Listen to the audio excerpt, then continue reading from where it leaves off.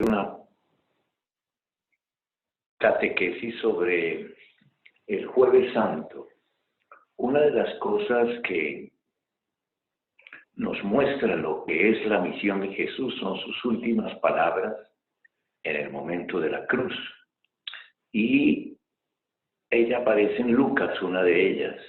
Padre, en tus manos encomiendo mi espíritu. Es la palabra que Jesús dice al final de su vida para morir. Es importante siempre las últimas palabras de alguien, porque en esas últimas palabras como que se resumen la vida toda. Como que en esos momentos dejamos a los que nos escuchan como lo mejor de nosotros mismos. Y yo creo que en esta palabra se resume toda la misión de Jesús. Entregar el espíritu. Algunos traducen por entregar en lugar de encomiendo, entrego mi espíritu, ¿no? Es el espíritu lo que nos motiva, el espíritu los que está más dentro de nosotros, es como aquello que dinamiza mi propia vida. Era tal vez la pregunta que se hacían todos sobre Jesús.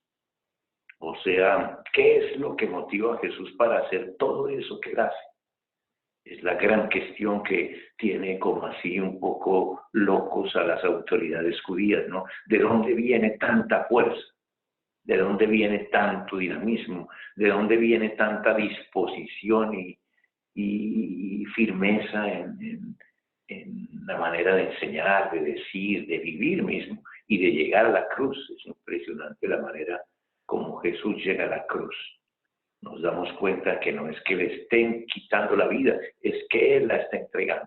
En cierta manera, el protagonista de la pasión es Jesús, no son los otros que lo están amarrando, llevando, crucificando, haciéndolo sufrir. No, lo importante que uno ve en Jesús es como esa disposición interior incluso para cargar el sufrimiento y para ir hasta el último momento de la cruz. Por eso esta palabra, en tus manos entrego mi espíritu, es como el resumen de la misión de Jesús. Yo creo que la misión más grande que nosotros tenemos en la vida no es tanto comunicar cosas o maneras de hacer o tal vez hasta nuestra sabiduría, es poder comunicar eso que llevamos dentro, la motivación para vivir, la razón que nos lleva a hacer todo lo que hacemos. Nuestro dinamismo interno, eso es algo difícil de comunicar.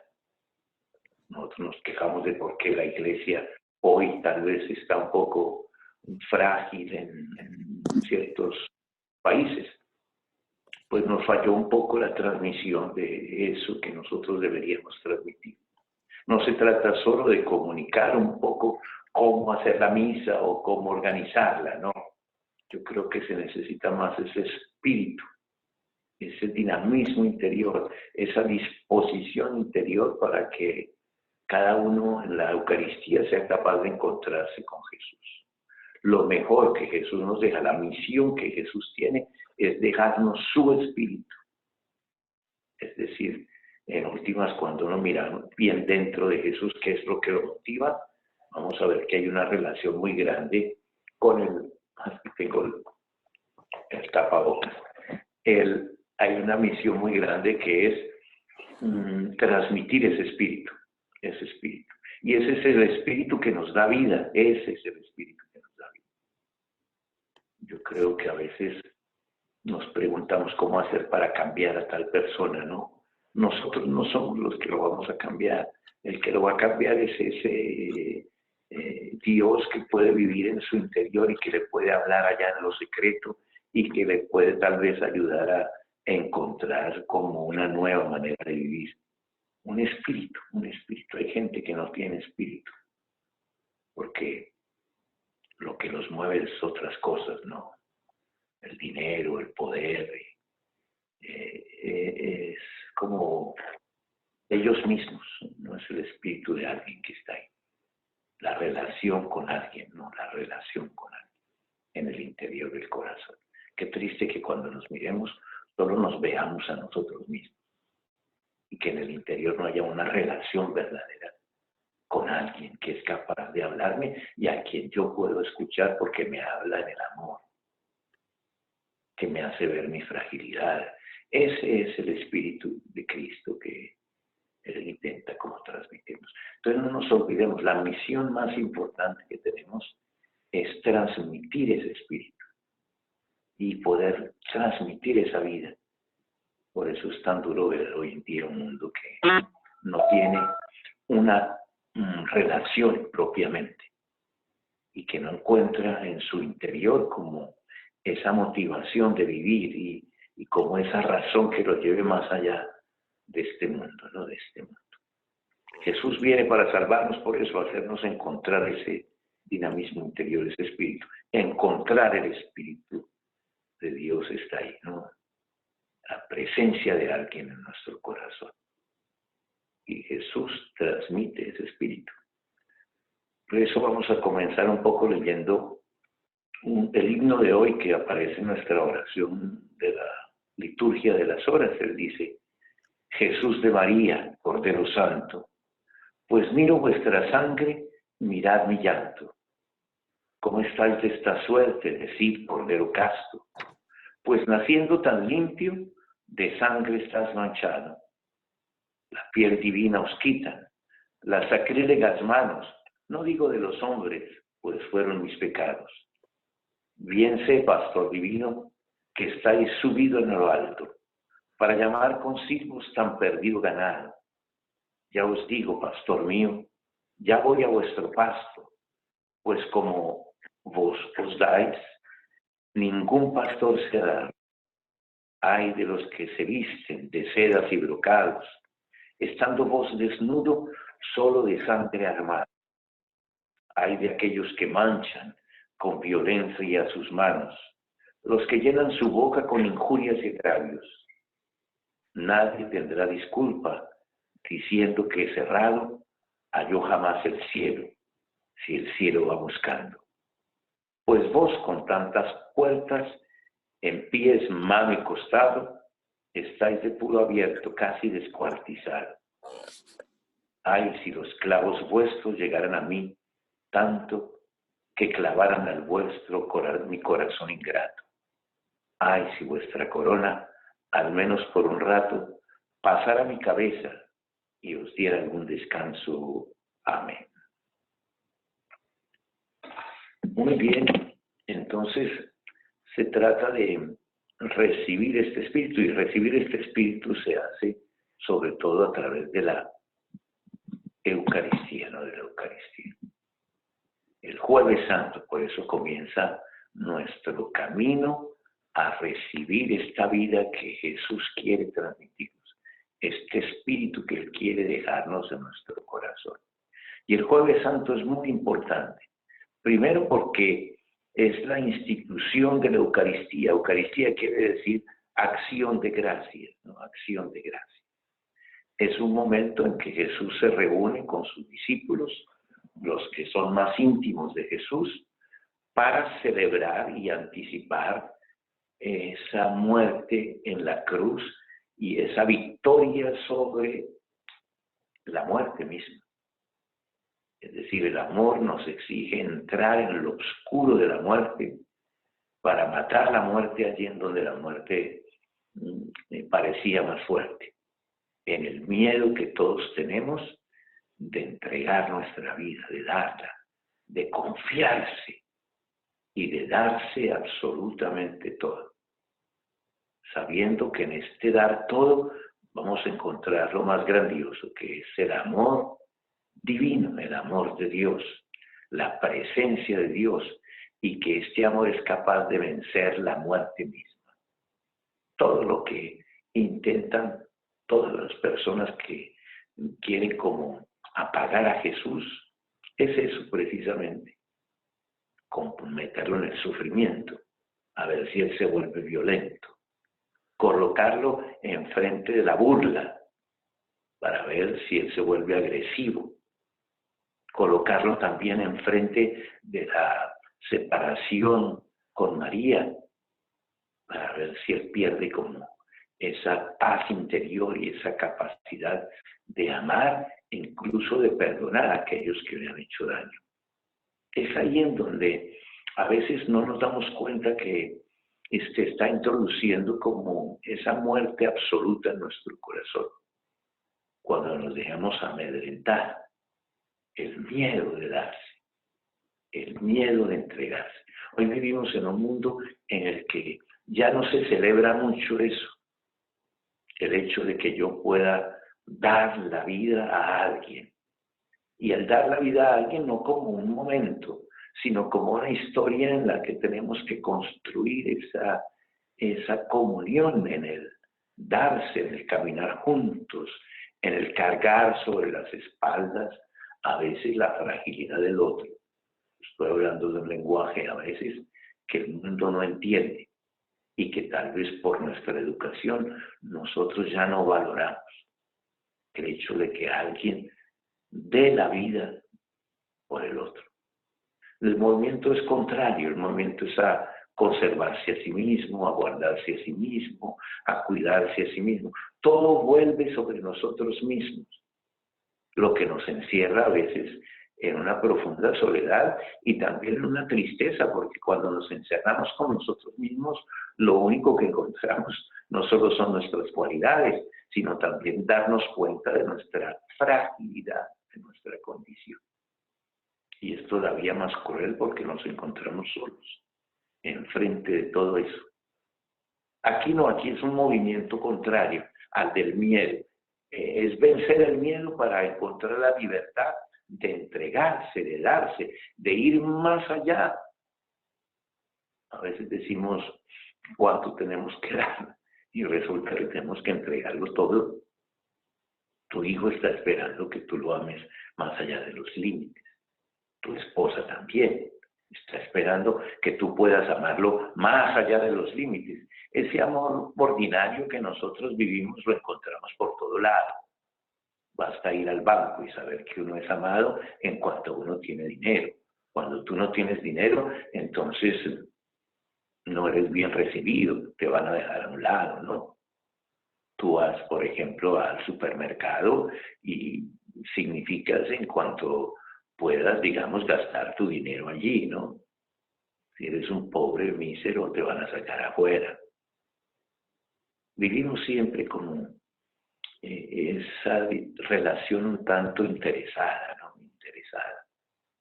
Tú eres importante para mí en cuanto tú me puedes dar placer, después ya no eres tan interesante, ¿no? Aquí es un dinamismo completamente contrario. Lo que celebra Jesús es su propia muerte y su muerte como una entrega en un acto de amor sin medida, sin medida. Amar de esta manera es lo único que salva. Si estás esperando que tu hijo cambie, vas a tener que luchar mucho, mucho, mucho, mucho. Hacer una historia con él, caminar con él. No basta con recordarle todo lo frágil que ves y a veces hasta decimos desgraciado, ¿no? O no basta con decir todo esto que me aconteció es causa de todo lo que yo viví, ¿no? Y entonces ya no creo en absolutamente nada, ¿no? No, aquí estamos yendo más allá, más allá. Jesús fue probado en el sufrimiento, fue tocado en lo más profundo de lo que él era humillado, tratado como nadie, como un don nadie, puesto enfrente del pueblo para burlarse, ¿no? Pero eso que llama la atención es la actitud interior de Jesús, la paz que él tiene, la seguridad de que es el amor el que vence y desde la cruz nos va a juzgar a todos nosotros. No porque venga como con un látigo, sino porque somos juzgados en el amor. No hay nada más duro que ser juzgados en el amor. Yo preferiría estar delante de un policía y no delante del rostro de mi mamá o de mi papá que me amó y que cuando me mira yo me siento como mal enfrente de ese amor, ¿no? De ese amor, o del hijo que tal vez nos ve en el corazón viendo todo lo que nosotros a veces hacemos, o la destrucción que sembramos. Es por eso que es ahí en donde no tenemos que dejarnos llevar por este miedo, la angustia de perder es una de las realidades más duras. Como que hoy no nos gusta perder. Queremos todo bien calculado, organizado, qué es bueno para mí, qué es lo que me va a producir, qué es lo que no me va a producir, ¿no? Aquí estamos en una realidad totalmente diferente. Jesús se reúne con sus más íntimos para celebrar una cena. Y en esa cena colocar el pan y el vino, la Pascua, era la Pascua judía. Y decir cuál es el camino para nuestra propia libertad. Y no hay mayor libertad que ser libre para darse totalmente.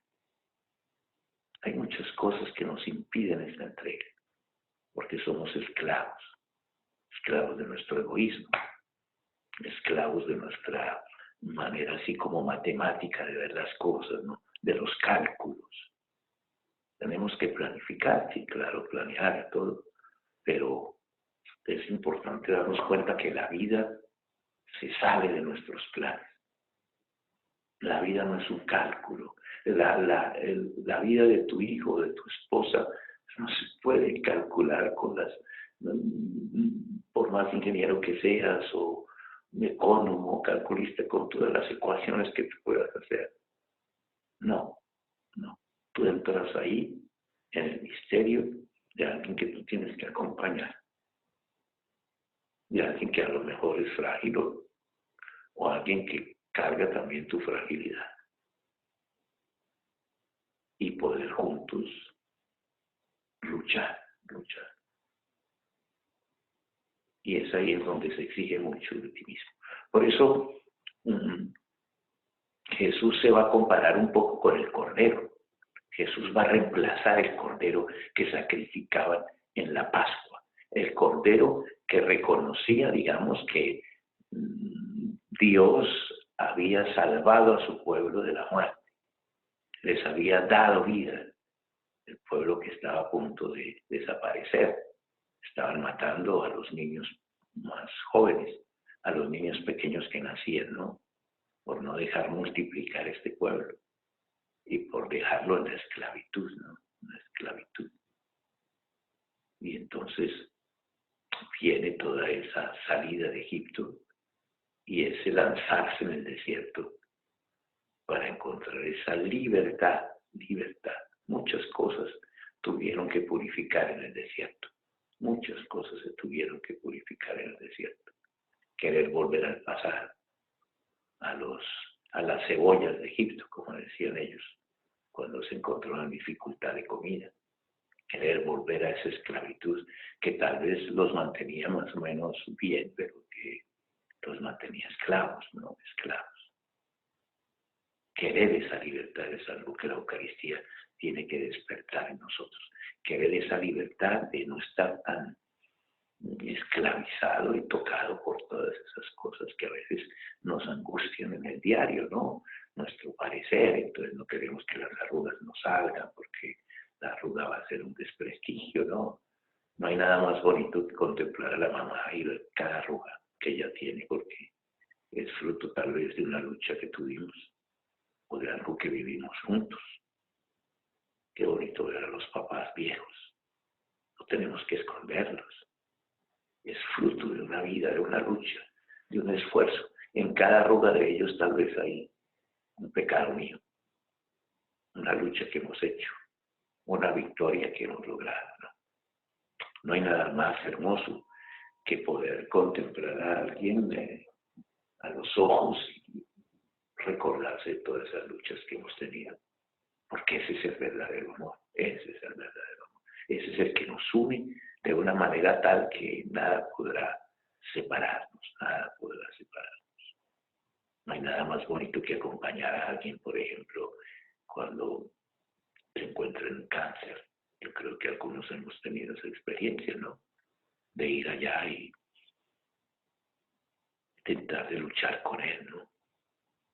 Y de transmitirle como esa presencia verdadera de alguien que siente con él y que camina con él. Eso crea unos vínculos y una proximidad que ustedes nunca, jamás se podrán imaginar el valor grandioso de lo que es sentir eso. Los une para siempre, los une para siempre. Una comunión. Muy diferente de abandonar, ¿no? De abandonar, de dejar. Nuestra historia se acabó 5 años y no fuimos más allá, ¿no? Y entonces volvemos a comenzar y cuando salen los problemas yo corro, ¿no? Huyo, porque eso me exige también a mí. Y es por eso que una de las misiones más importantes que Jesús nos hace es hacer memoria. Hacer memoria quiere decir guardar en el corazón. Una de las cosas bonitas que aparece en la Biblia es eso que María hacía, ¿no? María veía todo lo que pasaba con Jesús y el evangelista Lucas nos dice, y ella guardaba todas estas cosas en su corazón. Todas estas cosas en su corazón. Las guardaba y él utiliza un verbo, el verbo terin en griego, que significa no solo guardar, no solo recordar, es como meditar, como algo que uno conserva, como el recuerdo más hermoso que uno puede tener, porque es la que lo va a ayudar a entender la vida, lo va a ayudar a entender la vida. Por eso hay que hacer limpieza de nuestra memoria. A veces nuestra memoria está llena de cosas que nos hieren, porque tal vez no nos hemos curado en eso, ¿no?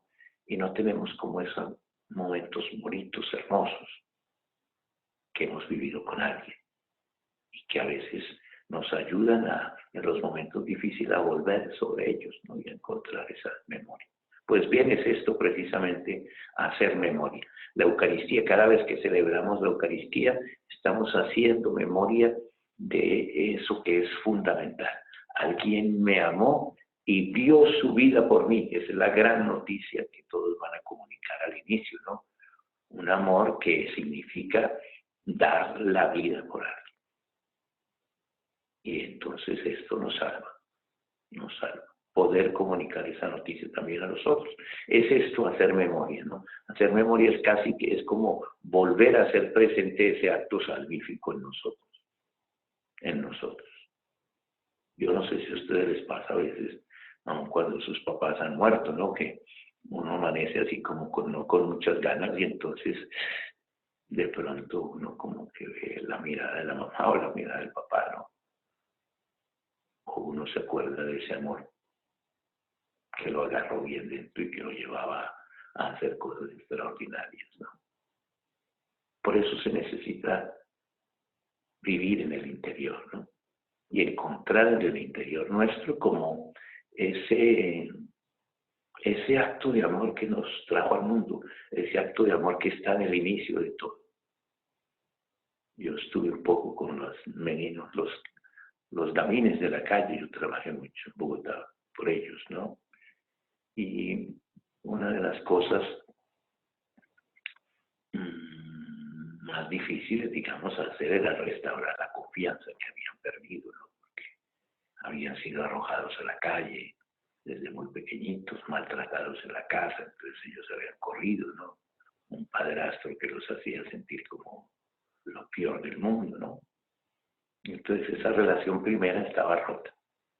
Ellos desconfiaban de todos y hacían cosas duras contra nosotros cuando nos íbamos a acercar porque no creían que nosotros íbamos como desinteresadamente por ellos, ¿no? A veces nosotros somos así, un poco como gamines, ¿no?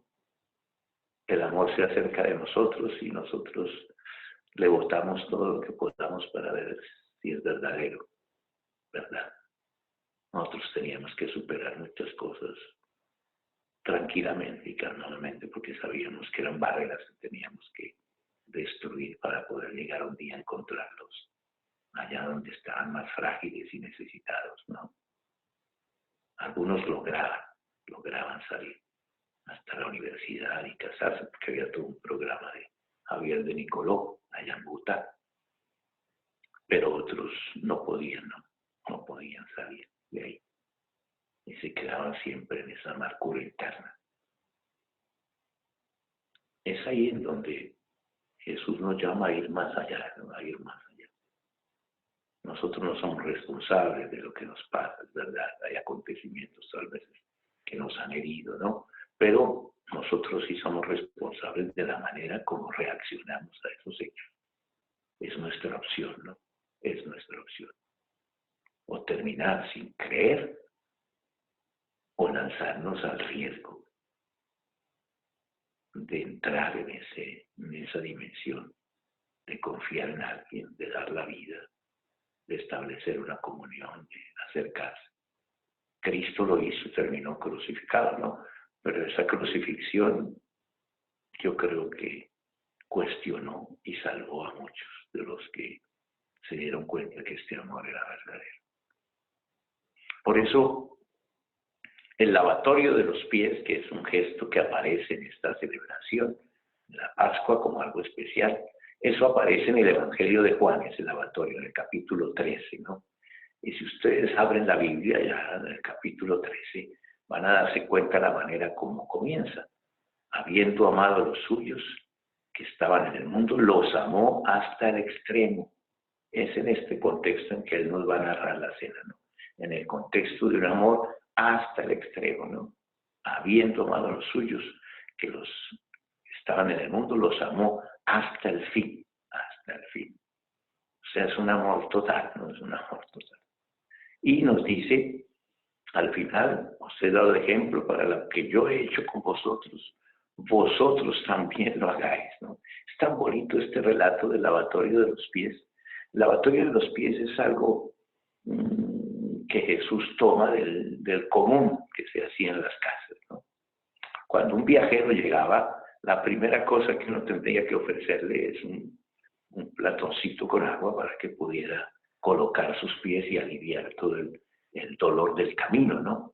El desgaste del camino. Eso refresca. Yo no sé si ustedes han tenido la experiencia de, después de hacer una larga caminada, meter los pies en el agua. Eso es una satisfacción y un descanso normal. Eso se hacía normalmente en las casas de los judíos, porque ustedes ven que Jerusalén tiene varias puertas, ¿no? Y esas puertas eran de los diferentes puntos cardinales, digamos, y de los diferentes lugares de donde venían los caminos que llevaban a Jerusalén. Y los caminantes llegaban cansados, agotados, los pies venían llenos de polvo, porque era el desierto, ¿no? De tierra.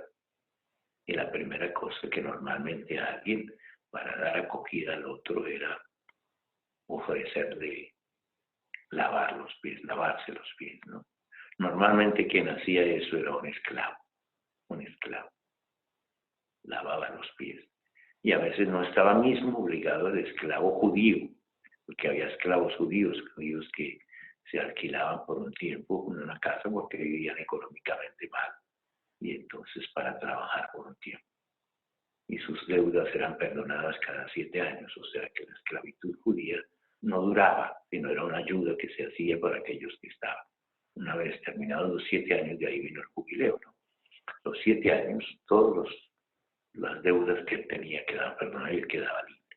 Esto de lavar los pies de un viajero no era hecho por un esclavo judío. No estaba obligado a un esclavo judío. Normalmente era un esclavo extranjero que hacía estas cosas. Y ahí, en ese sentido, Jesús toma como ese signo del lavatorio de los pies.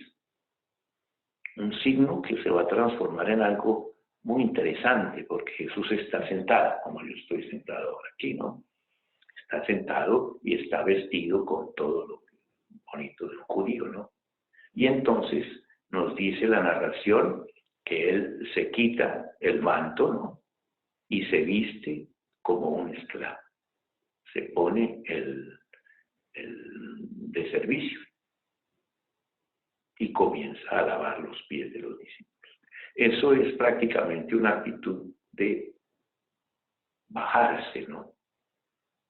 Despojarse de sí mismo, despojarse de sí mismo. Es un poco lo que pasa en la encarnación, ¿no?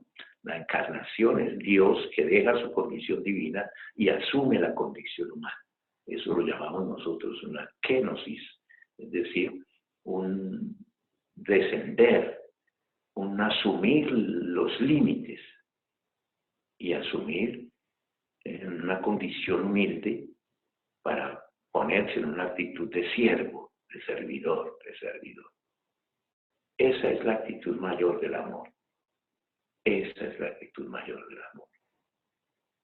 Ir allí donde la persona está y acompañarlo en su situación.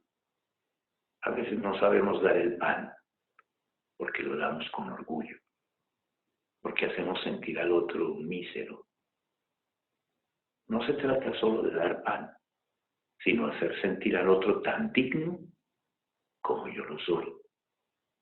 Poder dar el pan conociendo el nombre de la persona a quien se los damos, tal vez hablando con él, tal vez escuchando su historia, sabiendo de qué fue lo que le pasó y tal vez llevándolo con nosotros en nuestras oraciones para pedir por él también y por sus dificultades.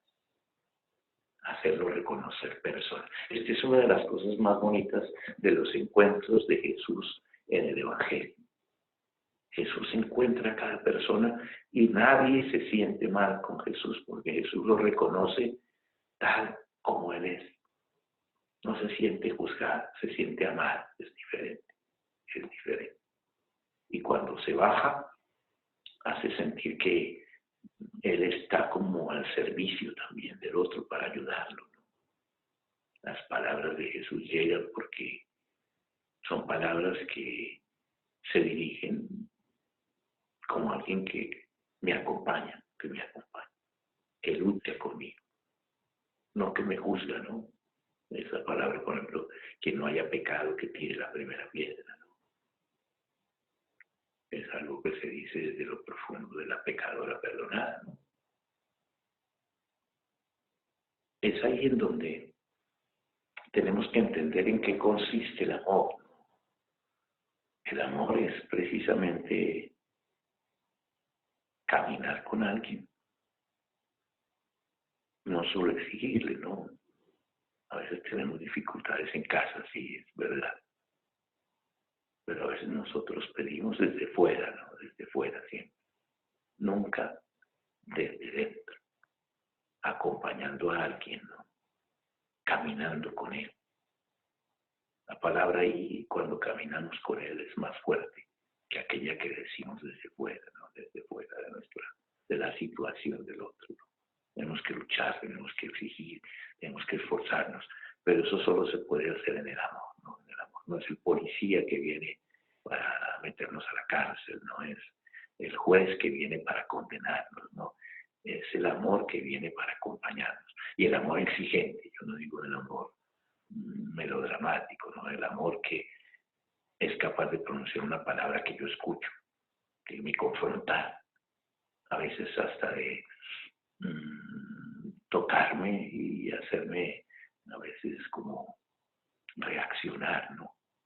Una palabra dura a veces la tenemos que decir, pero en el amor, en la proximidad, en la proximidad. Por eso es aquí en donde el lavatorio de los pies hay dos diálogos muy interesantes. Hay el diálogo con Pedro, muy importante. El diálogo con Pedro. Pedro le dice, pero tú lavarme los pies a mí, Señor, no. Jesús le dice, si no te lavo los pies, no tienes parte conmigo. Qué belleza, qué belleza. O sea, si no aceptas que yo entre en tu fragilidad, que te acompañe y que luchemos juntos por vencerla, entonces no tienes parte conmigo. Si no nos dejamos lavar los pies, purificar internamente, transformarnos, no tenemos nada con Jesús. Es una relación ritual, es una relación de lejos, ¿no? Yo creo que aquí se trata de un Jesús que viene allá, en lo íntimo de nuestro corazón, como servidor, como aquel que carga sobre sus espaldas nuestra fragilidad. Qué belleza de amor, ¿no? Qué belleza de amor. Por eso el amor lleva consigo una historia de lucha, una historia también de sacrificios, de esfuerzos. No es solo una historia de placer el placer viene de otra manera, ¿no? El placer viene de la profundidad de esta comunión, ¿no? Yo no sé cómo podemos hablar de intimidad si no vivimos en comunión, ¿no? Eso no es intimidad, ¿no? La intimidad es otra cosa. La intimidad es una comunión verdadera. en el que yo no me siento utilizado, o en el que yo no me siento como ultrajado, manipulado, en el que yo me siento reconocido en el otro, en comunión, en verdadera realidad, ¿no? Todo el resto es pasajero, es transitorio, se acaba en el momento mismo en que el placer se acaba, ¿no? Y entonces necesito más, ¿no? Más y más y más. Pero lo único que estoy haciendo, como San Agustín decía, es vaciándome, buscando donde no tengo que buscar, ¿no? Entonces, ahí está precisamente un poco el lavatorio de los pies. Es Jesús que desciende a su condición humana, a la condición humana nuestra, entra dentro de la limitación, incluso asume la muerte, muere en una cruz, ¿no? Sufre, lucha como nosotros, vive el amor de una mamá y de un papá, ¿no? Experimenta lo que es ser miembro de una familia. Sufre la injusticia, ¿no? Pero es firme en su deseo de entregar, de dar la vida y de seguir como creyendo en ese Dios que es amor, ¿no? Y que nos lleva más allá del sufrimiento, a encontrar la alegría de darse y de entregarse. Yo no sé por qué hoy en día no nos alegramos de eso, ¿no? No hay nada más bonito que sentir que los frutos del otro, hay algo de mi sacrificio también en eso, algo de la sangre que yo derramé. Muy diferente de ver una Ferrari frente de nosotros, ¿no?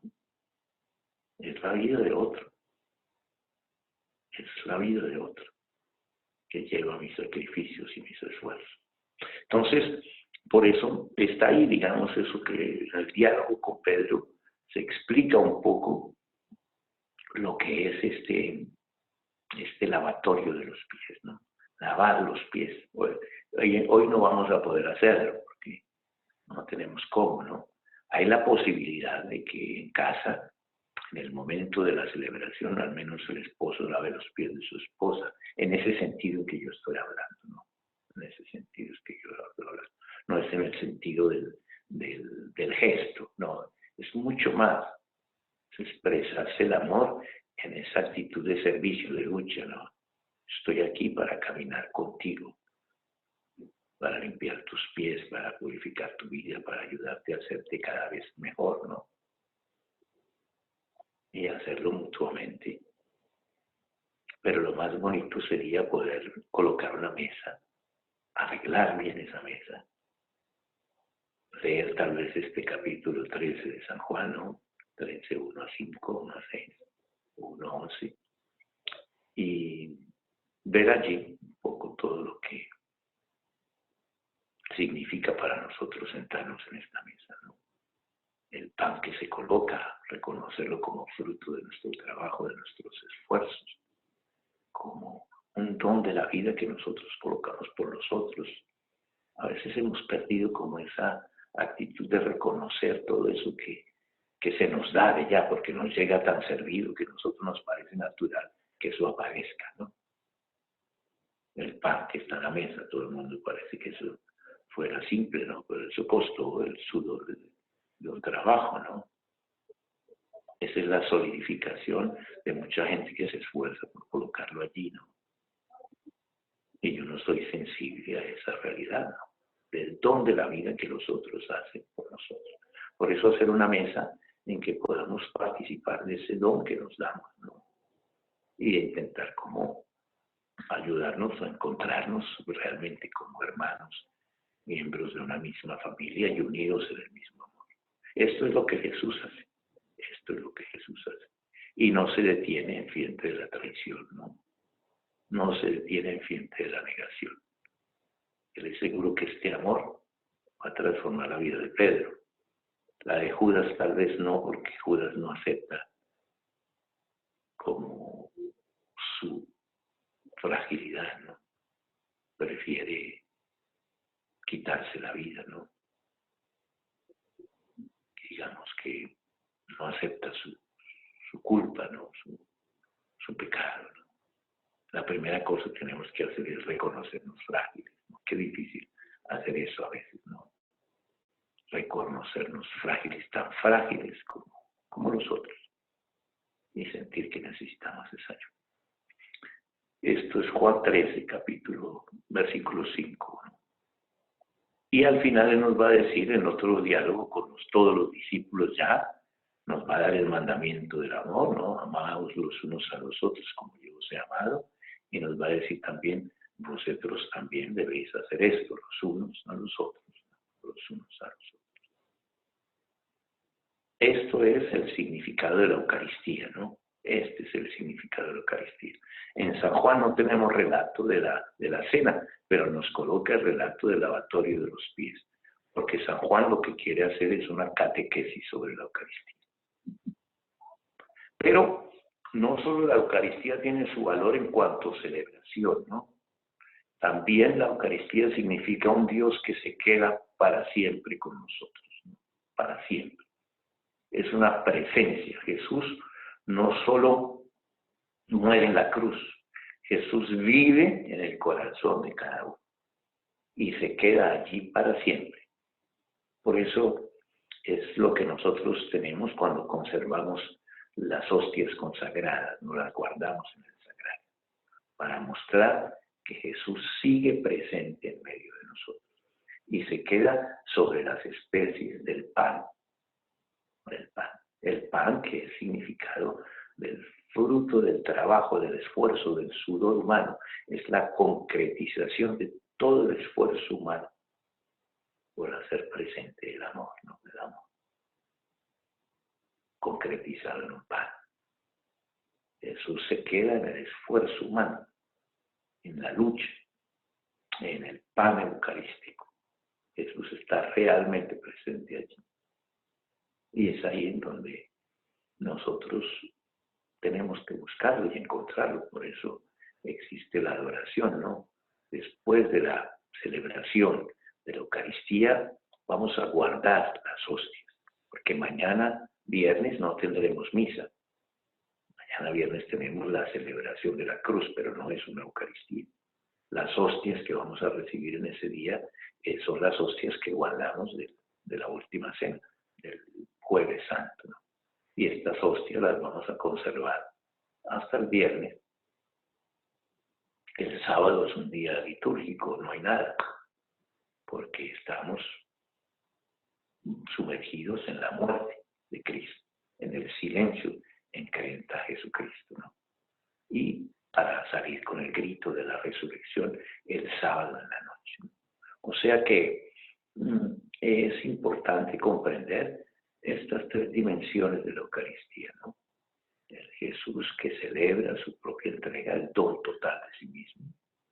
El Jesús que, en cierta manera, nos llama a tomar esta actitud de amor en frente de nuestros hermanos, establecer una comunión con ellos, y el Jesús que se queda presente en medio de nosotros para siempre. Está bonito eso que decía el Papa: Dios nos ama y Dios es amor, no puede amar, no puede hacer otra cosa que amar, ¿no? Y nos ama siempre, para siempre, siempre, pour toujours, ¿no? Como decían en francés, para siempre, y se queda con nosotros para siempre. Yo puedo negar ese amor, pero ese amor está ahí. Yo puedo alejarme de él, pero el amor está ahí. Yo puedo traicionarlo, puedo intentar como dejarlo a un lado, ser agresivo, violento contra todo eso, como lo son muchos, no muchos son agresivos contra el amor. Muchos son duros, porque no quieren aceptar el compromiso. Ese amor nos compromete. Una vez que yo lo acepto, ese amor nos compromete.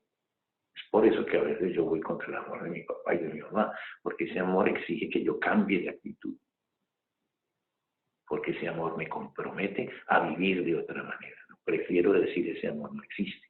Entonces lo único que existe es la injusticia, lo único que existe es la violencia, la destrucción. Y ese amor está ahí, esperándome tarde o temprano de encontrarlo, ¿no? Qué triste es que lo encontremos en un momento en que ya no podremos volver atrás, ¿no? Y que ya no podremos recuperarlo, o en que hicimos tanto daño que prácticamente no nos queda sino el vacío de una vida tirada en la basura, ¿no? Una vida de sacrificios, y tal vez sufrimos mucho, pero sacrificios que botamos a la basura, porque no le dimos el sentido que ellos deberían tener, ¿no? Entonces, ese amor está ahí, y es eso lo que hacemos cuando vamos en la adoración del Santísimo, reconocer ese amor, y nos arrodillamos enfrente de él, y nos sentimos así como pequeños, porque eso es lo mayor, eso no se compra, eso no se paga, eso no se paga, no hay penitencia que pague eso, no hay sacrificio que pague ese amor, eso no se compra, eso no se puede, digamos, atraer simplemente por, no, eso es dado y dado generosamente, eso es lo duro que nosotros, no lo podemos comprar con nuestro dinero. No lo podemos adquirir simplemente con lo que yo quiero como merecer, no. Es que se me da, y se me da de manera abundante. Lo único que tengo yo que hacer es dejarme amar y acompañar y guiar por ese amor. Algunos matamos el pensamiento de decir, ¿cómo hago para hacerme amar? Sí, lógico que hay actitudes que nos pueden ayudar. Pero es esa capacidad de reconocerse frágil y de dejarse acompañar, de dejarse así como transformar por ese amor, ¿no? Y es gratuito, es gratuito, es gratuito. Dios nos ama a todos con la misma fuerza. Lo que pasa es que los caminos para encontrarlos son diferentes, ¿no? Entonces la Eucaristía es como esa fuente de toda la vida cristiana, ¿no? Ese amor que está ahí y del cual yo tengo que siempre tirar como la fuente, ¿no? Como el agua que viene para aliviar mis penas, para lavar un poco mi propia vida, para saciar mi sed, para llenarme así como de vida y de ánimo y de entusiasmo y de esperanza, ¿no? De esperanza y de confianza. Y por eso yo voy a la Eucaristía para animarme, para encontrar de nuevo esa fuente, para encontrar esa agua, ¿no? Esa agua. Eso no lo encuentro fuera, no. Eso no lo encuentro fuera, eso no lo compro en el supermercado o en los grandes centros comerciales que tenemos. Sí, yo llego allá insaciable y compro de todo para intentar como llenar mi vacío, ¿no? Pero allá no es donde voy a encontrar el amor, ¿no? Allá no es donde me voy a encontrar así como reconocido verdaderamente, ¿no? Por eso es que hemos hecho de nuestros centros comerciales los templos, ¿no? Para saciar ese vacío que llevamos, pero ese vacío que llevamos se hace cada día más vacío si no encontramos ese amor verdadero. El amor de Jesús, presente en el amor a los otros y en nuestra relación que vivimos y en nuestra experiencia que tenemos. ¿Seguimos? Sí, señor. Gracias. Seguimos. No se me han dormido, ¿no? No, señor. Para nada, padre. Estamos atentos. Mejor dicho, nos tiene en contemplación. Pueden tomar un café o yo también. El padre también puede tomar. Padre, No hay afán. No hay afán, padre. Eso. Hay un canto muy bonito que dice, no me habéis vosotros elegido, no sé si ustedes lo han escuchado, ¿no? No me habéis vosotros elegido, fui yo mismo quien os elegí. Ya los llamo siervos sino amigos, permaneceréis para siempre junto junto a mí. ¿Sí se acuerdan? Ese es el texto del Evangelio, ¿no? Recordad mi nuevo mandamiento, por el cual os reconocerá, que os améis los unos a los otros, como yo os amé, hasta mi vida entregar. Algunos se acuerdan, ¿no? Yo soy la verdad, soy el camino, soy la vida y la resurrección. Quien me sigue no andará perdido, pues yo soy la luz, yo soy vuestra salvación. Nosotros, Señor, te damos gracias por habernos dado tu salud. Nosotros, Señor, te seguiremos. Gracias por tu amor, tu gracia y tu bendición. Eso, yo vi que algunos se acordaban, ¿no? Sí, señor. Esto, qué belleza. Es el texto de San Juan, ¿no? Soy yo el que los elegí, no fuiste ustedes, no fueron ustedes los que me eligieron, ¿no? Ya nos llamo siervos, sino amigos. Permaneceréis para siempre junto a mí. Permanecer es una de las palabras que más utiliza el cuarto evangelio, ¿no? Permanecer. Permanecer en Cristo y Cristo permanece en nosotros. Es comparado como una gran piedra que se coloca, ¿no? Y que nadie la puede mover, ¿no? Permanecer. Es una de las cosas que nosotros tenemos que perseverar, permanecer en este amor, ¿no? En este amor. Eso, la Eucaristía es como el milagro de amor, lo que yo le decía, alguien me amó y dio su vida por mí. Eso es lo que yo celebro, ¿no? Eso es lo que yo celebro. Y espero que lo podamos celebrar en cada casa. Alguien me amó y dio su vida por mí. Esta es la experiencia que tiene que tocarnos y llegar al corazón de mi vida. Si yo conozco eso, yo soy salvo. Yo soy salvo. Conozco no de inteligencia, conozco de experiencia, ¿no? De experiencia. Si llego allí, he recibido el Evangelio. Este es el Espíritu de Cristo, ¿no? El que Él nos deja. Alguien me amó y dio su vida por mí. Yo no sé si todos creen en esto, ¿no? Pero ahí está el fundamento de toda nuestra vida. Ahí está. Si podemos hacer esto por alguien, lo habremos salvado. Lo habremos salvado. Porque conoció el amor de Dios, ¿no? Conoció el amor de Dios.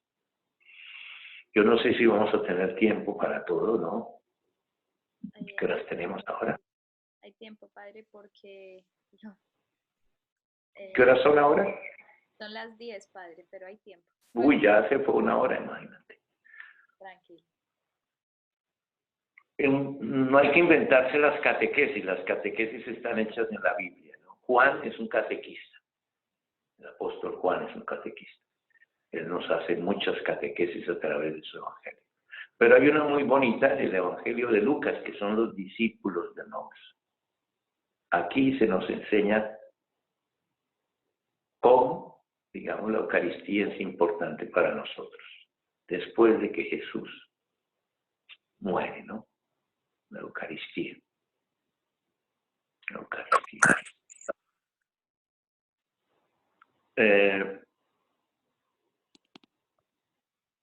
No sé si ustedes están cansados. Por parte mía, no, padre, yo estoy aquí. Por parte mía, por parte mía tampoco. Vamos. Perfectísima. Estamos bien, padre. Pero Vamos sí, a... tomarse 5 minutitos para tomarse algo. Damos 5 minutos, ¿sí? No, usted, padre. ¿Usted quiere tomarse un café? No. Tomar agua, ¿no? Bueno, démonos 5 minutos y un poco para distraernos porque esto es, todavía falta un texto, ¿no? Vale, perfecto, quieren, padre, no hay problema. 5 minutos. ¿Tienen preguntas? También guarden preguntas. Sí, Vamos. también. Pero 5. Bueno, perfecto, en 5. 5 minutos y seguimos. No hay Voy a tomarme un cafecito que está ya frío. Ay, qué Padre. pecado. Ay, ya. ¿Está abierto? Sí. Ya.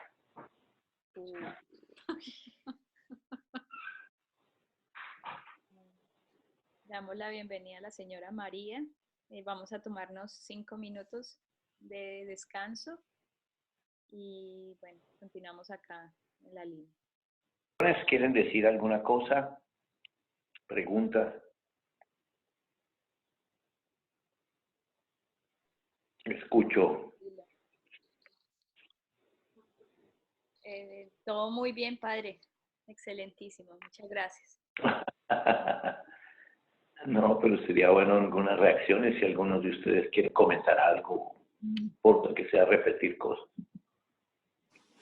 Padre, yo tengo una pregunta, pero de pronto no está dentro del contexto de lo que he hablado, pero pues Tranquilo, me surge pues en mi cabeza. puedes hacerlas.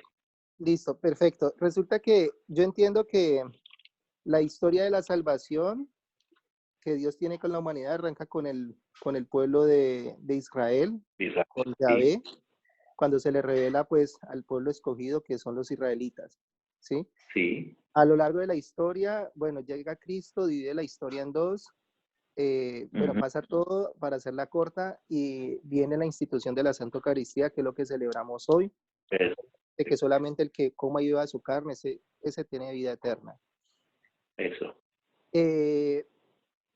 Viene el juicio, el juicio individual, que es el que cada persona pues tiene que afrontar en el momento en que se desprende el alma del cuerpo. Sí. Después después va a haber un juicio universal, que es, Sí. es la parucía de Jesucristo en la segunda venida, ¿sí? Sí. Sí. Pero mi pregunta es para entender, o sea, como para tener toda la línea del tiempo como clara en mi cabeza. En el momento en que obviamente antes de la parucía, pues ya todos los días se celebra el Santo Sacrificio, que es es la institución de la Santa Eucaristía. En el momento en que ya finalice la historia de la salvación finaliza cuando Cristo, en la parucía de Jesucristo, Cristo vuelva. ¿o en qué momento termina? O sea, yo sé que arranca con la revelación que se hace al pueblo de Israel, se hace presente Cristo en la Santa Eucaristía, la celebramos hasta el día de hoy. ¿Y cuándo finalizaría la historia de la salvación? ¿En la parucía de Jesucristo o en el fin del mundo? Que es cuando Cristo nos dice en la Santa Palabra que en el fin del mundo solamente lo conoce el Padre, no lo conoce ni siquiera los ángeles. Entonces, el fin del mundo, obviamente, yo sé que es un tema que solamente corresponde a Dios Padre y nadie lo sabe, pero sí se habla de tiempos. Entonces, a mí no me queda claro, es como la historia de la salvación, como entender toda esa línea de tiempo y a este momento finaliza, porque yo sé que en medio está es la Santa Eucaristía, la institución que celebramos hoy. Sí.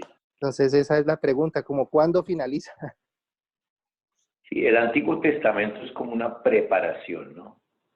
Y en el Antiguo Testamento llevamos una especie de conocimiento progresivo de quién es Dios, ¿no? O sea, Sí, poco señor. a poco los israelitas van descubriendo quién es Dios verdaderamente, ¿no?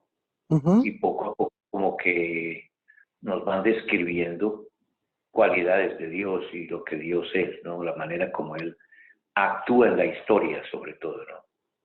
Por eso las afirmaciones del Antiguo Testamento son diferentes de las del Nuevo. En el Antiguo Testamento hay una revelación progresiva, digamos. Es como cuando uno se hace conocer de alguien, ¿no? Uno no se hace conocer en un solo momento, ¿no? Uno tiene que poco a poco se va revelando al otro, ¿no? Y el otro me va descubriendo y nunca acabamos de descubrir el misterio del otro, de lo que el otro es. Nosotros siempre esperemos, digamos, lo que conocemos es poco en relación a lo que nos falta por conocer. Entonces, de Dios, esa preparación es el Antiguo Testamento, esa progresión, que llega a su final en Jesús, que Jesús es ya la revelación máxima que podemos tener de Dios. Es su Hijo mismo que nos explica, ¿no? Nos explica. Ya no hay otra manera de conocer. La revelación llega a su plenitud en Jesús, ¿no? Jesús. Okay. Porque Jesús se encarna en su propia manera de actuar, en sus palabras, en sus discursos, en sus gestos, en morir en la cruz, en la manera de amar, encarna la revelación de Dios, ¿no? Ya después de eso ya no hay nada. Tenemos que profundizar es en el conocimiento de Cristo, ¿no? Porque ahí, conociendo a Cristo, vamos a conocer al Padre, nos dice Cristo mismo. O sea que en Cristo toda esa primera etapa llega a su final, a su plenitud. En Cristo ya se dijo absolutamente todo. Tenemos es que, de poco a poco, conocer más eso a Cristo, ¿no? Y acercarnos a Él y entrar en su misterio, ¿no? En el misterio. Nosotros nunca vamos a agotar el conocimiento, ¿no? De alguien. Y eso es importante que lo aprendamos. Nunca vamos a agotar el conocimiento de Dios, como tampoco agotamos el conocimiento de otra persona. Es absurdo decir que yo conozco a alguien, ¿no?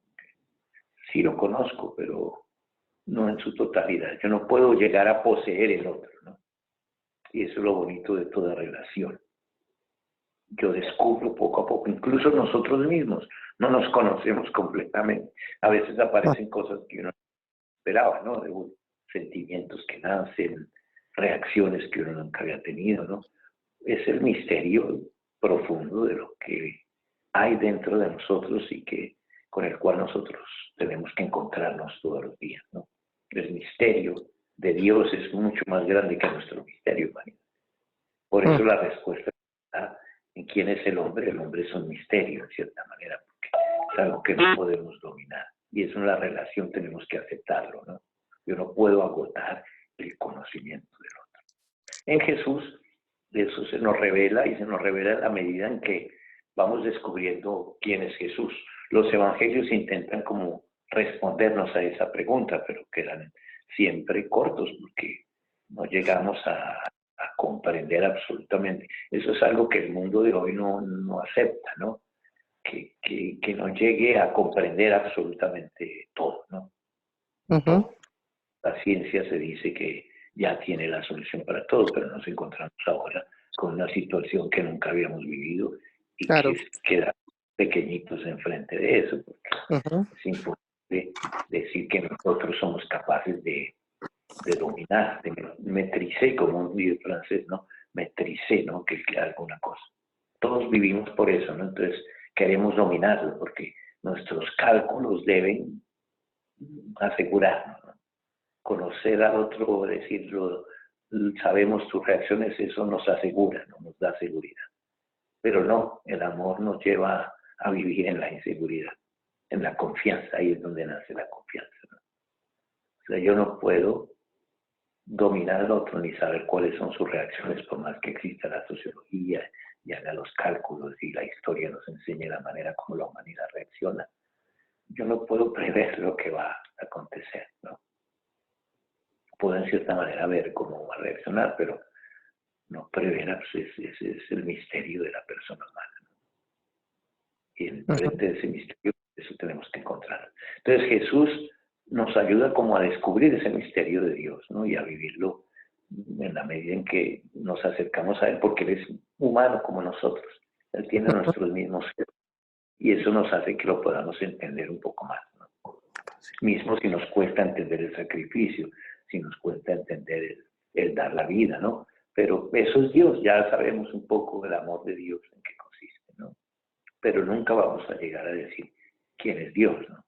Podríamos decir que el origen fue una explosión o que nosotros venimos de una evolución, pero eso no es todo, eso no es todo, ¿no? Eso es muy pequeño en frente del misterio que está en el origen misterio. Entonces, la revelación llegó a la plenitud en Jesús. Y de una cierta manera, los tiempos nuevos ya comenzaron, es algo que nos dice San Juan, ¿no? Ya comenzaron. Porque la resurrección de Jesús es ya definitiva, ¿no? No es como la resurrección de Lázaro. Lázaro se levantó para volver a esta vida, ¿no? Jesús se muere y resucita porque se va al lado del Padre, ¿no? Y vive en nosotros. Es algo que es un lenguaje que cambia Juan, ¿no? Ya no estar al lado de alguien. Ya los discípulos no están más con Jesús, como les pasaba aquí, ¿no? Ya tienen que buscarlo en otro lugar. Y es eso lo que los capítulos 13 a 17 de San Juan intentan decirnos. O sea que ya Jesús vive en nosotros. Vive en, ¿no? Una cosa es estar con y otra cosa es vivir en, ¿no? En. O sea, es un lenguaje más íntimo, ¿no? Íntimo. O sea, que el Jesús que viene no solo viene a estar con nosotros, viene a vivir en nosotros, a ser parte de nuestra vida, a meterse en lo más íntimo de nuestra vida. Y Él vive en nosotros. Es una de las cosas que el capítulo 13 nos va a decir, ¿no? Nosotros vendremos a Él y haremos morada en Él. Si alguno me ama, mi Padre le amará. Y nosotros quiere decir la Trinidad entera, ¿no? Jesús, Hijo, Padre, Hijo y Espíritu Santo, ¿no? Vendremos y haremos morada en Él, morada en Él. Hay algo bonito que el Evangelio también nos dice, ¿no? Ni en este monte ni en Jerusalén adoraréis al Padre, sino en espíritu y en verdad. Y en una de las controversias mayores que se hacen en el Evangelio de Juan, es la controversia de cuando Jesús entra y expulsa a todos del templo, ¿no? Y entonces lo llaman los judíos y dice, ¿con qué autoridad usted hace esto, no? Y él dice, construid este templo y yo lo destruiré en 3 días, ¿no? 3 días. El templo del Espíritu Santo. Destruir este templo, yo lo reconstruiré en 3 días. Es decir, él hablaba de su propio cuerpo, nos dice después el comentario del evangelista, ¿no? Ellos no entendieron porque Jesús hablaba de su propio cuerpo, de su propia humanidad. Es decir, que Jesús, el templo verdadero, no es el de ladrillo, es la humanidad misma, ¿no? Es la humanidad. En donde Jesús vive, Él está en lo más íntimo de cada uno de los hombres. Y es allí en donde tenemos que encontrarlo. Es ahí donde nos dice nos dice San Agustín, tarde te amé, hermosura tan antigua y tan nueva, tarde te amé. Yo te buscaba afuera, ¿no? Y mis instintos te buscaban por todo lado, ¿no? Mi olfato, mi vista, mi gusto, todo el tacto. Y ya cansado y agotado, me di cuenta que vivías dentro de mí. Dentro de mí. Tarde te amé, ¿no? O sea que ese es el lenguaje que tenemos que entender en la Eucaristía, ¿no? Jesús se queda siempre con nosotros en lo más íntimo de nosotros, es en el amor. Quien ama vive en. La comunión es vivir en, no estar con. Estar con, pues eso no nos asegura nada, ¿no? Nos decimos, nos toleramos, ¿no? Ahí nos aguantamos el uno al otro, ¿no? Pero estar en comunión con el otro, vivir en el corazón del otro, María, ya es más difícil, ¿no?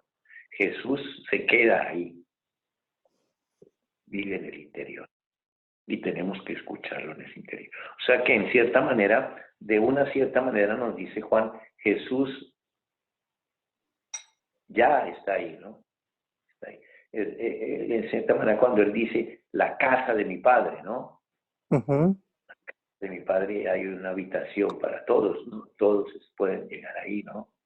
Está hablando también en el sentido de intimidad, ¿no? De intimidad.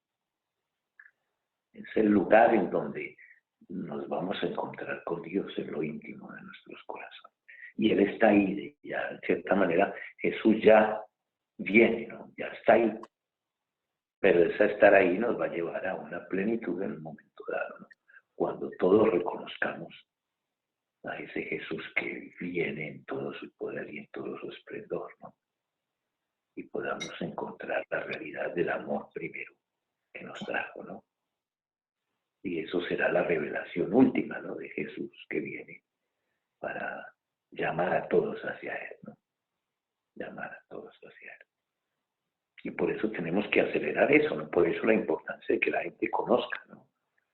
Esa intimidad y esa presencia de Jesús en el corazón. La Eucaristía por eso es un anticipo del cielo, ¿no? Eso lo decimos también.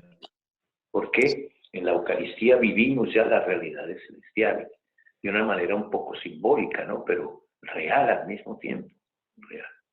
Nos sentamos todos como hermanos, hijos del mismo Padre, ¿no?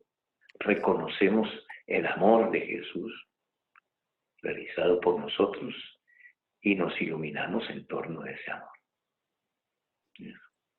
Entonces, todas esas etapas que narran, digamos, la doctrina de la Iglesia, están intentando de calcular, ¿no?, de una manera temporal aquello que es atemporal, de una cierta manera, ¿no?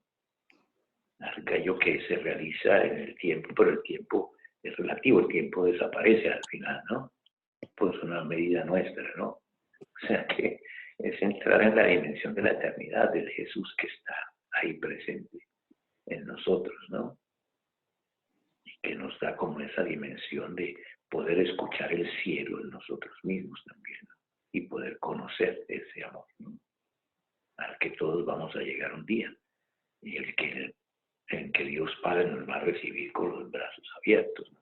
El juicio, en cierta manera, si ustedes ven en el Evangelio de Juan, una de las cosas bonitas es que el juicio se realiza a lo largo de la vida de Jesús.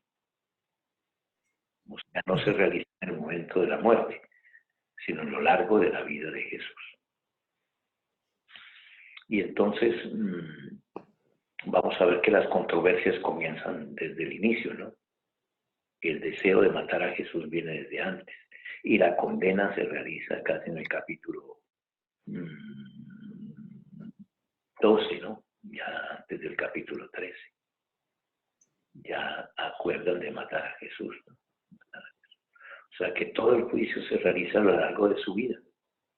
A lo largo de su vida. En el transcurso de sus años, ¿no? No es que al final nosotros nos vamos a encontrar juzgados, digamos, en un juicio especial, ¿no? De cierta manera el juicio ya se está realizando, porque o estamos con el amor o estamos contra el amor, ¿no? Y al final, pues lo que queda de nosotros es el amor, ¿no? El resto desaparece. El resto desaparece. Entonces, ¿cómo vamos a hacer eterno lo que no podemos hacer eterno, no? Un edificio no se puede hacer eterno, ¿no? La cuenta en el banco no se puede eternizar, no nos la llevamos. Yo sé si ustedes han ido a un funeral, ¿no? Sí, sí. Solo, tal cual como vinimos al mundo, ¿no? No nos llevamos absolutamente nada. ¿Qué es lo que se va a eternizar de nosotros? Sino esa presencia de Dios en nosotros, ¿no? Y es ahí, digamos, el juicio más radical, ¿no? El más radical. El no conocer el amor, por ejemplo, es algo difícil, porque si no conocemos el amor, ¿cómo podemos ver a Dios? Contemplarlo, ¿no? De haber sido rebeldes, no violentos, agresivos. No conocer a nadie nunca en nuestra vida, sino solo nuestro propio rostro, ¿no? Eso se ve en la tristeza de mucha gente cuando pierde todo, ¿no? Al final, ¿no? Y se da cuenta que todo lo que construyó no fue sino algo pasajero y transitorio, ¿no? O sea que en cierta manera el juicio ya se está realizando y nosotros mismos sufrimos las consecuencias de ese juicio, ¿no? Y eso se realiza a partir del amor que hay sembrado en nuestros corazones. Ese mismo amor nos enjuicia, ¿no? Yo tuve la experiencia de el hijo de una persona muy rica que se suicidó, ¿no? Y ese señor pues se preguntaba por todo lado, ¿por qué, no? ¿Por qué? Y también cómo con todo su dinero no ha podido hacer nada, ¿no? Para salvar a su familia, darle sentido a la vida de los otros.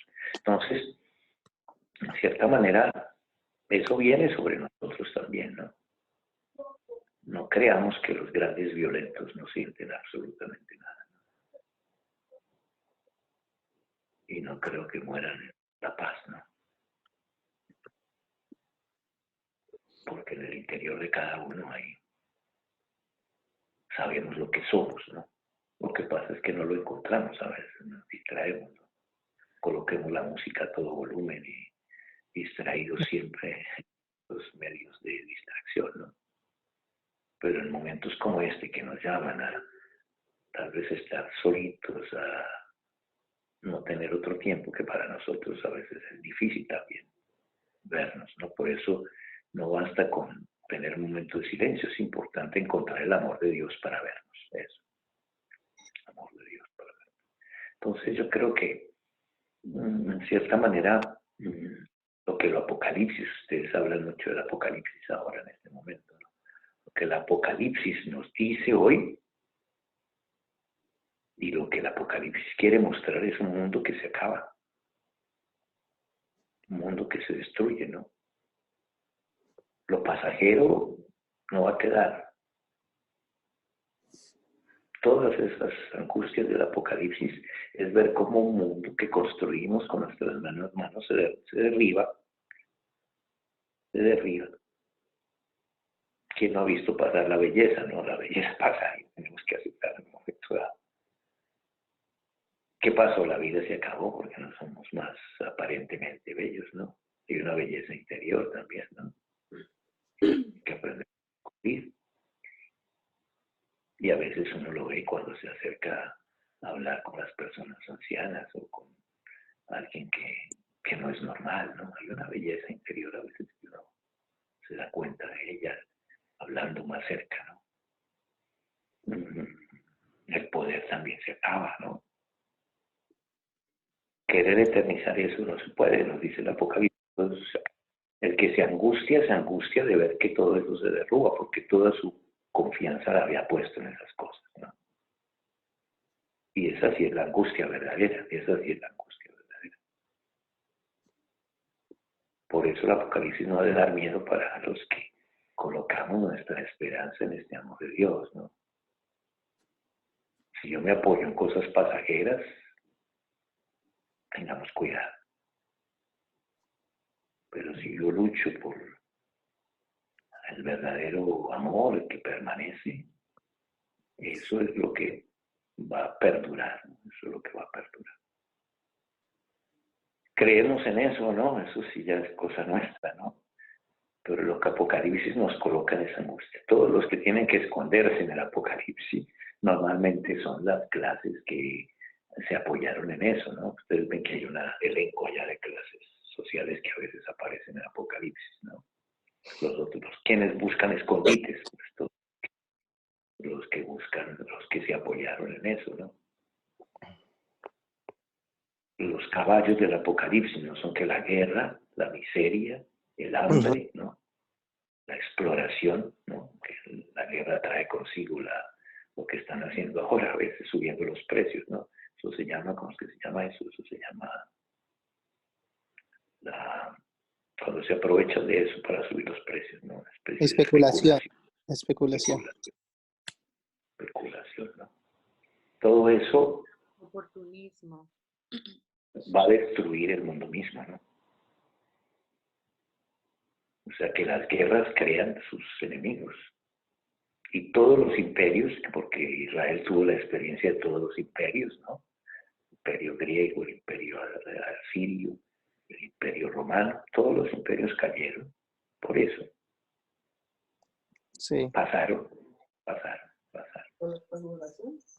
Lo único que queda cuando uno visita Jerusalén y visita Grecia son las ruinas de algo hermoso que existió, pero todo se cayó.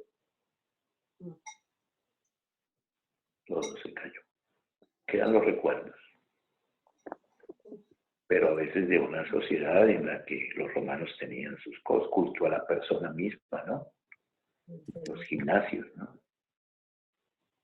Había como el cuidado de su cuerpo, ¿no? Y divinizaban un poco, ¿no? Toda la cuestión humana, ¿no?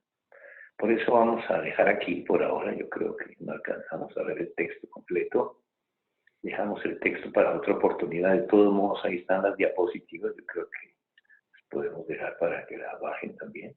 Leer ese texto es bonito, el texto de los discípulos de Maús, ¿no?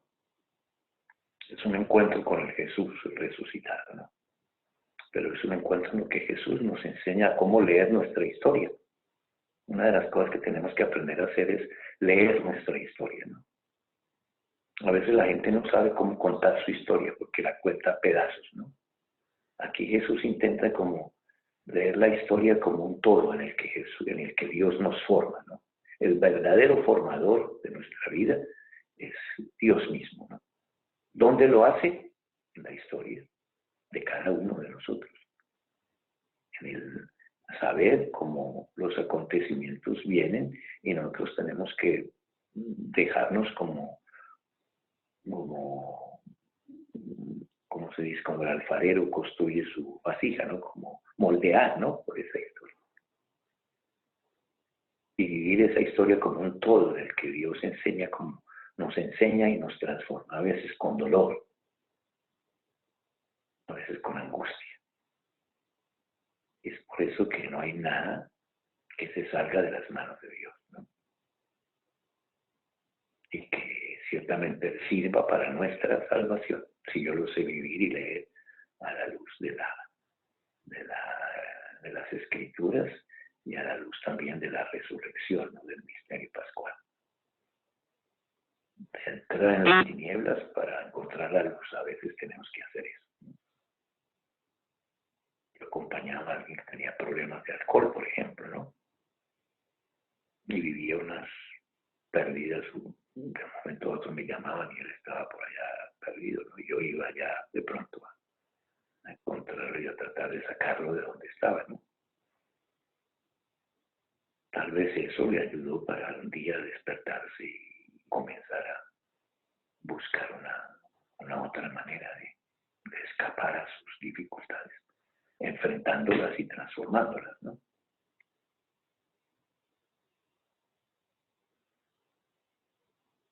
Y se imagina un poco del amor de Dios que viene para caminar con Él, ¿no? No hay nada que se salga de la acción que Dios puede hacer sobre nosotros, ¿no? Por eso el misterio pascual es bonito en ese sentido, ¿no? Jesús asume todos los acontecimientos, los transforma en acción de Dios, incluso la injusticia que recibió, incluso las burlas que le hacen, incluso todo lo que él sufre, los transforma en una acción de Dios sobre el mundo que quiere manifestar su honor y que es capaz de pasar por todo eso para manifestarlo, ¿no? Si uno reflexiona sobre su historia, a veces hay cosas que uno no ha unido, ¿no? Y que son necesarias para curar, para sanar, ¿no? En eso, la primera parte de este texto nos coloca para aprender a leer nuestra historia. ¿Cuál es el primer lugar en donde yo me encuentro con Dios, con el resucitado, en mi propia historia? Poder leer mi historia a la luz del misterio pascal, ¿no? De un Dios que actúa incluso en los momentos difíciles.